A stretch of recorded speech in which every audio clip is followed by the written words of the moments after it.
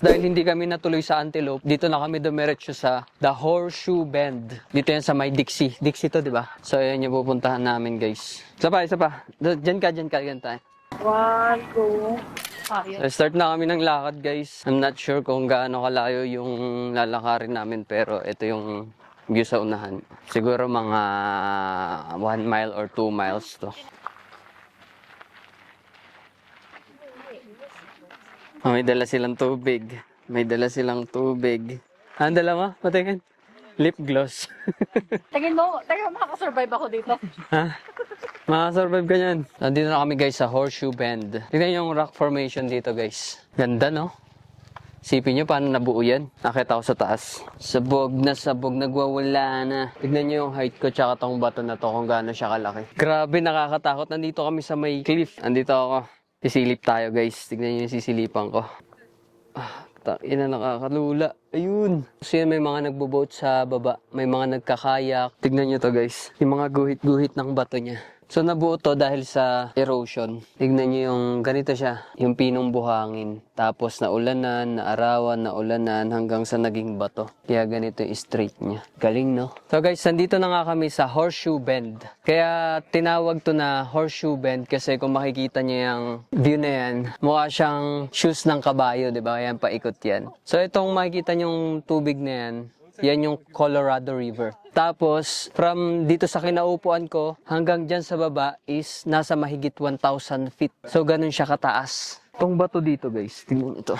Kulay putik siya. Pero pag hinahawakan mo, kulay putik na red. Kala mo parang malambot, pero pag hinahawakan mo, matigas siya. Batong-bato talaga siya. Pati ito, parang nasa Mars. Yung bato niya, parang nasa Mars. Nagaling ka ng Mars? Oo, galing na ako sa Mars nung isang araw. Tapos, tignan nyo dito sa mga gitna ng bato. Ayan, oh. May Anong halaman yan? bronchitis, halitosis. Halitosis. Medyo matinik siya. Puro tangkay, konti lang yung dahon. Guys, tignan nyo yung behind the scene ng mga kuha dito. Akala nyo walang tao, pero grabe. Ayan sila. Sobrang daming tao. Lalo dito.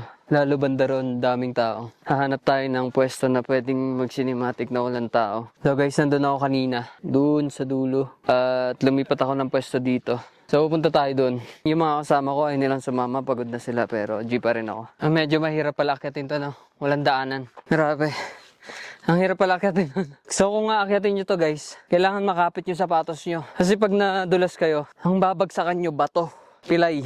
So guys, nandito na ako sa pinakataas. Andun yung mga kasama ko. Yun, sa pinakadulo.